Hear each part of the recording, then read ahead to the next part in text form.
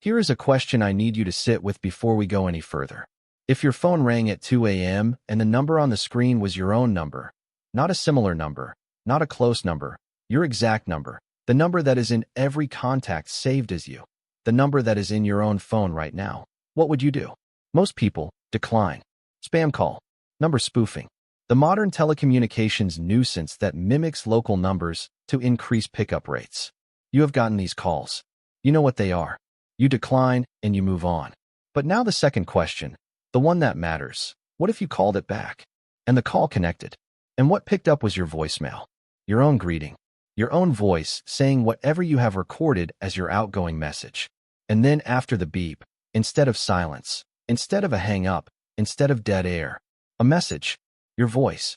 But different in the way a recording of your voice is always different from the voice you hear inside your own head. Thinner. More exposed. The version of your voice that exists for everyone else in the world except for you. Saying something specific. Something that you have not told anyone. Something that exists only inside your head. And it is a warning. His name is Marcus. He is 28 years old.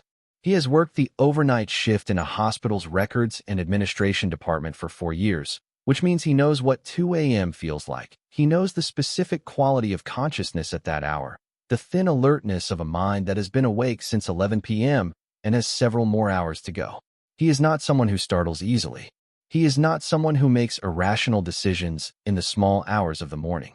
He is methodical by nature and by training, the kind of person who writes things down not because he distrusts his memory, but because he understands that documentation is the only reliable reality.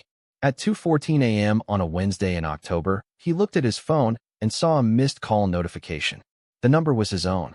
He stared at it for a moment with the particular expression, he described this to me specifically, of someone who has encountered a fact that does not fit and is running through the available explanations before committing to a response.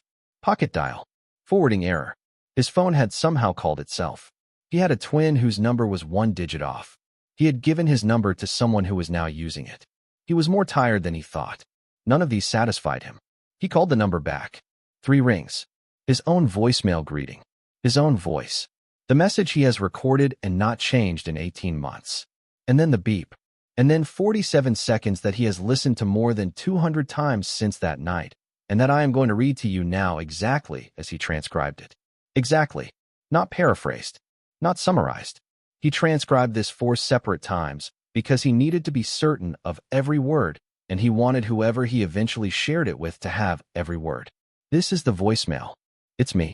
I know how this sounds. I know exactly how this sounds, and I don't have the time or honestly the understanding to explain how this works.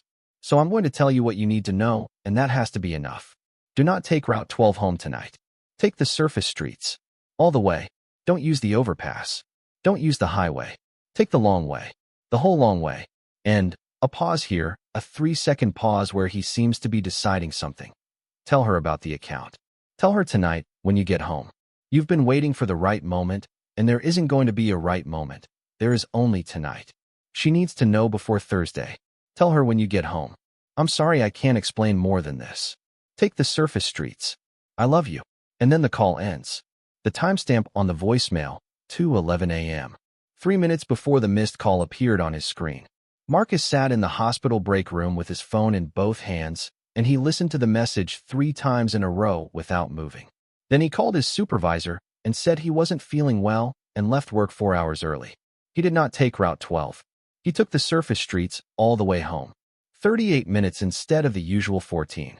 He knows this specific comparison, 14 versus 38, because he has timed both routes multiple times over 4 years of overnight shifts. The way a person who does the same drive repeatedly accumulates this kind of precise knowledge.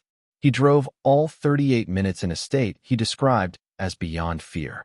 Past fear, on the other side of it, in the particular stillness of someone who has made a decision and is now in the process of executing it, and has temporarily suspended the process of questioning the decision. He got home at 3:22 a.m. His girlfriend, they had lived together for 2 years. The apartment is both of theirs in the way that apartments become both of 2 people's after enough time passes, was asleep. He stood in the bedroom doorway for a moment. Then he sat on the edge of the bed, and he put his hand on her shoulder, and he woke her up. She was groggy and then concerned. He never woke her when he came home. He was scrupulous about this. And then she saw his face and concern sharpened into something more alert. He told her about the account. I am not going to detail the contents of the account here because Marcus asked me not to, and I am honoring that. What I will tell you is what he told me. That this was a piece of financial information he had been carrying for 9 months. That he had not told her because he had been afraid of how the conversation would go, afraid of her reaction, afraid of the specific configuration of trust and disappointment and repair that the conversation would require. That he had told himself he was waiting for the right time and had been using the concept of the right time as a reason not to have the conversation at all.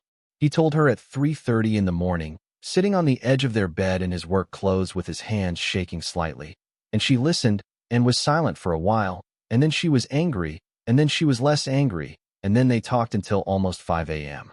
He told me later, it was the hardest conversation I've ever had, and also the most important. I don't know what would have happened if I hadn't had it. The message said before Thursday. I don't know what Thursday was. I didn't find out, because I told her. In the morning, he opened his news app. The Route 12 overpass had collapsed at 2:54 a.m. A section of the elevated ramp, a failure that had been developing for years inside the concrete where no inspection had detected it, came down onto the roadway below in the middle of the night. 2 vehicles. Both drivers survived, but barely, and with injuries that required extended hospitalization.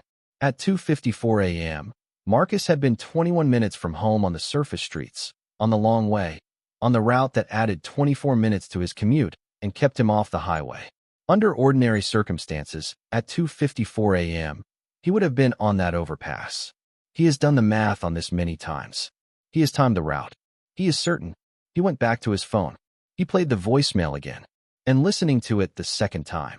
The morning after, with the news article about the collapse open on his laptop, with the full knowledge of what had happened on Route 12 at 2:54 a.m. while he was on the surface streets, he heard something he had not registered on the first 3 listens.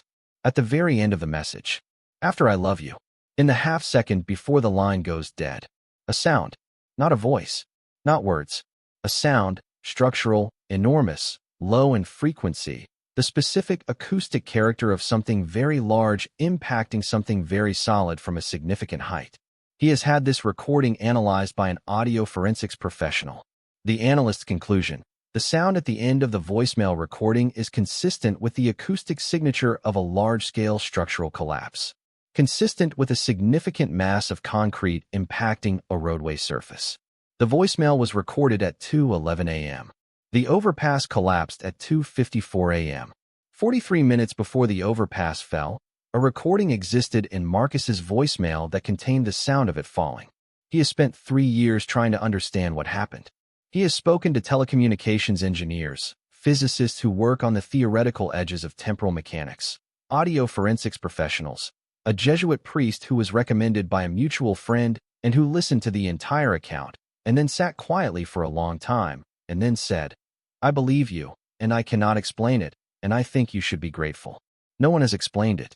He has considered every available framework. The voice is his own. He is certain of this. And the audio analysis confirms that the fundamental frequency and harmonic profile are consistent with his own voice. Whatever left that message was using his voice, was generating his voice, or was him. He told me, the thing I keep coming back to, the thing I cannot think around, is the detail, not the Route 12 warning. That could be, theoretically, some kind of information transmitted in a way I don't understand. But the account, the thing I had not told her, the very specific thing. Whatever called me at 2:11 a.m. knew what I had not said, knew what I was afraid to say, knew the exact right detail to include to make me believe the message enough to act on it. He said, that level of knowledge, that level of access, to the interior of my life, to the things I hadn't told anyone. Whatever that was, it knew me, he said, and it knew the 43 minutes between the message and the collapse well enough to record the sound of the collapse in a message it left before the collapse happened. He said, and then it said I love you in my voice and the way I say it. He said, the only person who says it in exactly that way is me. He said, and if that's true, if that was me, some version of me, some me that existed in that 43 minutes and knew what was going to happen and found a way to call back. He stopped. He said, I made a decision not to follow that thought to its conclusion. I made a deliberate choice. Because the conclusion requires me to ask what happened to the version that called. What version of Marcus was on Route 12 at 2:54 a.m. so that this version could take the surface streets? He said, I got home. My wife is here. My life is here. I take the surface streets now. Every time. Without exception. I take the long way and I think about the call, and I don't follow the thought to the end. He said, if a call comes from my own number, I answer it immediately. Every night. He checks his phone before he leaves the parking lot. Just in case. His wife, they married 14 months after that night, and I think the timing is not a coincidence, has listened to the voicemail more times than Marcus has. She told me, the part that stays with me is the pause. The 3-second pause before he says tell her about the account. That pause is the pause of someone deciding. Choosing. Taking a breath before the hardest part. She said, I know that pause. I have heard that pause from him. In our life, in conversations where he is about to say something that costs him something to say. She said, whatever left that message made that pause. Whatever it was, it paused the way Marcus pauses when something matters. She said, I don't care what it was. I care that it sent him home. Check your missed calls tonight. Check the number carefully. And if it's yours, pick up. Don't decline. Don't let it go to voicemail. Pick up and listen to every word.